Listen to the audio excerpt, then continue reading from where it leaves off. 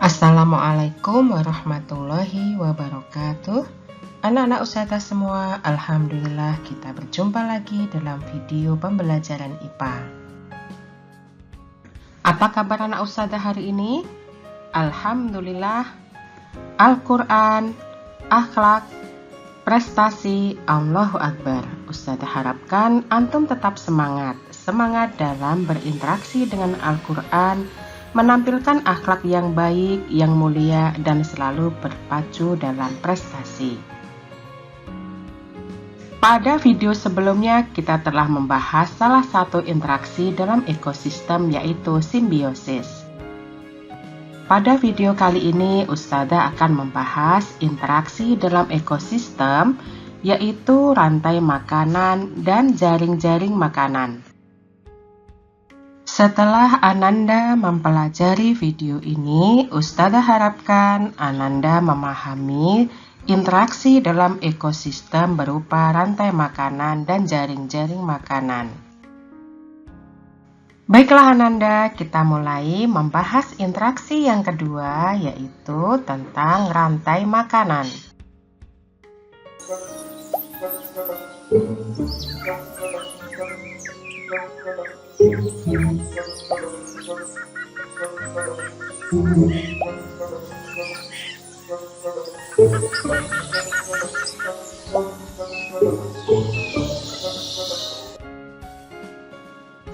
Rantai makanan adalah peristiwa makan dan dimakan antara makhluk hidup dengan urutan tertentu.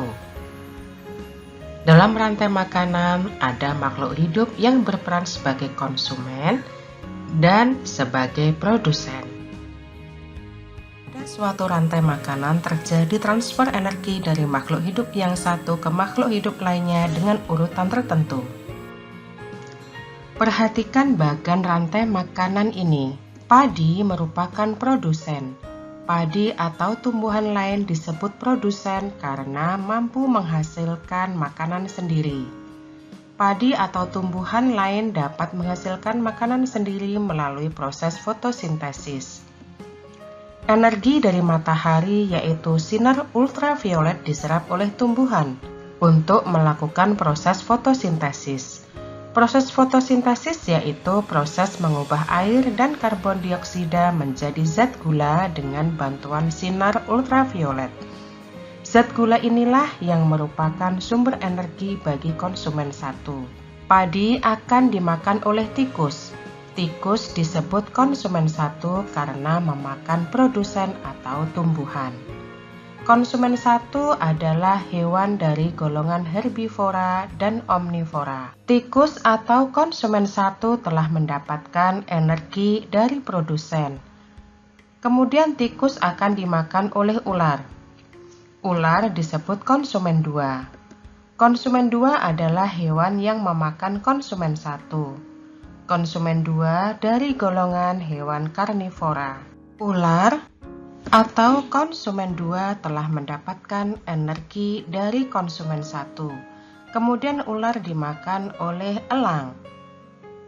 Elang merupakan konsumen 3. Konsumen 3 adalah hewan yang memakan konsumen 2. Elang atau konsumen 3 mendapatkan energi dari konsumen 2.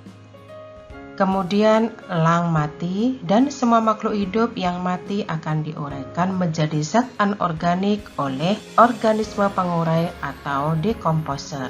Zat anorganik yang dihasilkan oleh dekomposer akan digunakan kembali oleh tumbuhan untuk hidup. Ananda semua jelas ya bahwa di sini terjadi transfer energi dari matahari ke produsen.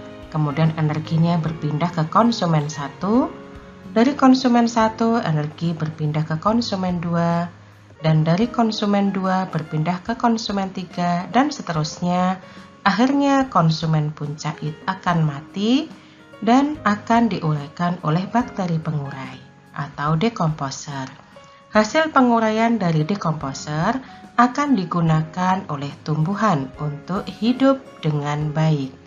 Masya Allah, anak ustazah, begitu Allah telah mempergilirkan proses yang ada di alam ini sehingga alam ini tercipta dengan seimbang. Rantai makanan yang terjadi pada ekosistem sawah. Padi sebagai produsen dimakan oleh belalang.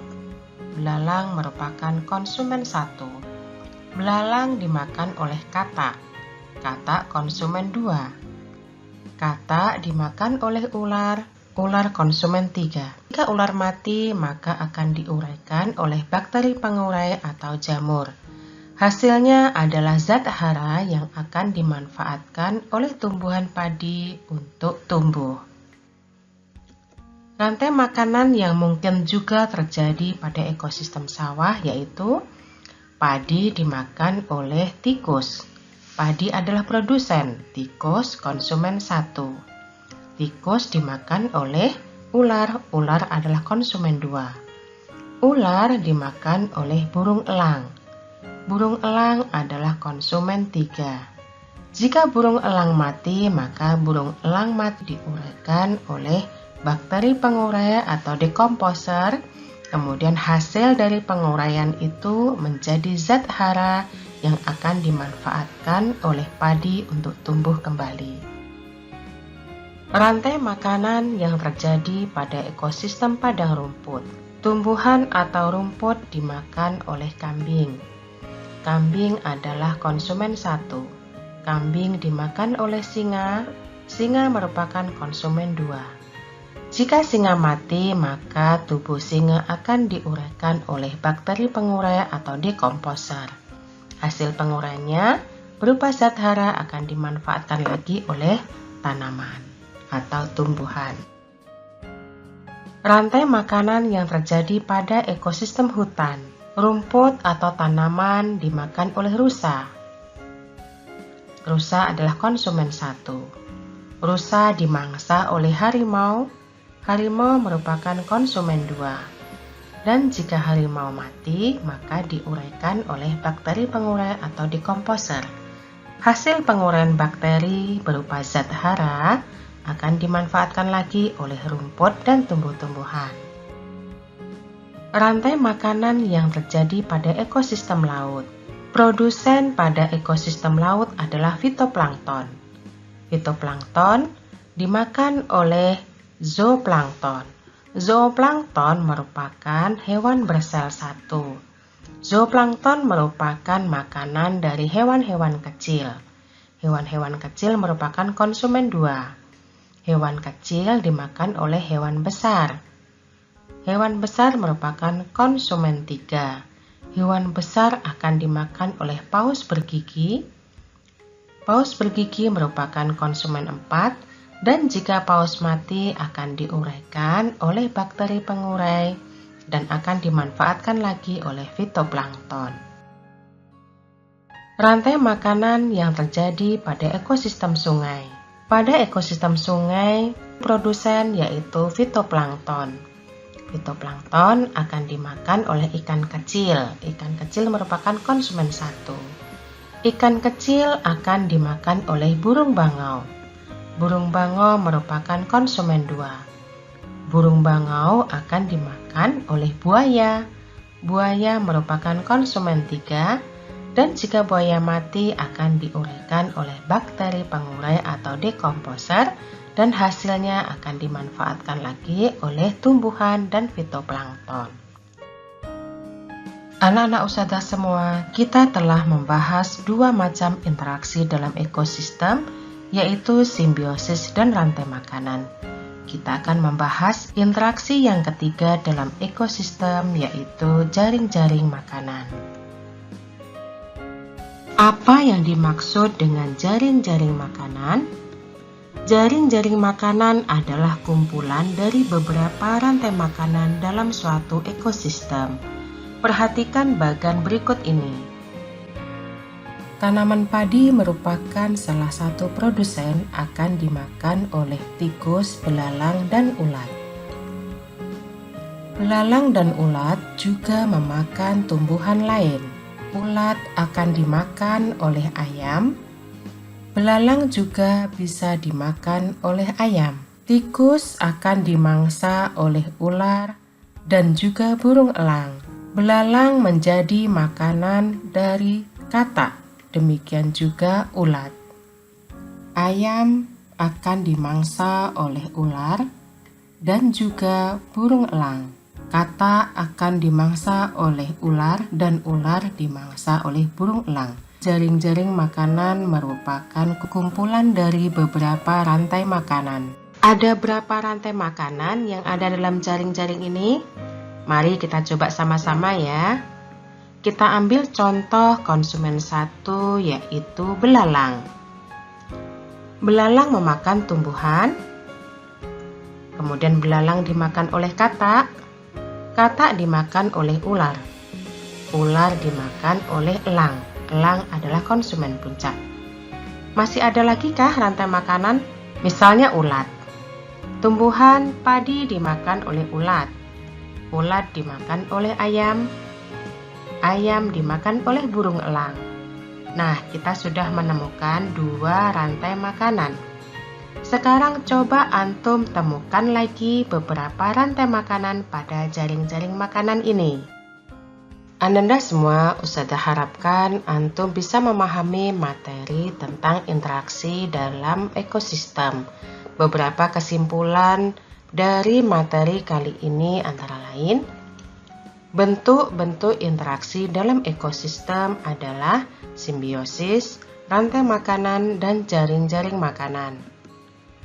Rantai makanan adalah peristiwa makan dimakan sehingga terjadi transfer energi dari produsen atau tumbuhan ke beberapa konsumen atau hewan dengan urutan tertentu. Jaring-jaring makanan merupakan kumpulan dari beberapa rantai makanan dalam suatu ekosistem. Ananda yang solih-solihah, Allah telah berfirman pada Al-Quranul Karim surat Yasin ayat ke-34 dan 35 yang artinya, kami jadikan padanya di bumi itu kebun-kebun dan anggur dan kami pancarkan padanya beberapa mata air agar mereka dapat makan dari buahnya dan dari hasil usaha tangan mereka. Maka mengapa mereka tidak bersyukur? Ananda yang solih dan solihah, bahwasanya terjadinya rantai makanan dan jaring-jaring makanan atas kehendak Allah, bagaimana cara Allah memberikan rezeki pada makhluk hidupnya. Dengan adanya rantai makanan dan jaring-jaring makanan, terciptalah keseimbangan alam, keseimbangan ekosistem. Terima kasih anak ustazah semua. Ustazah harapkan antum telah belajar dengan tekun. Semoga Allah memberikan pahala atas usaha antum. Amin ya robbal alamin. Alhamdulillahirabbil alamin, kita sudah selesai membahas materi pada video kali ini. Sampai jumpa lagi pada video berikutnya. Wassalamualaikum warahmatullahi wabarakatuh.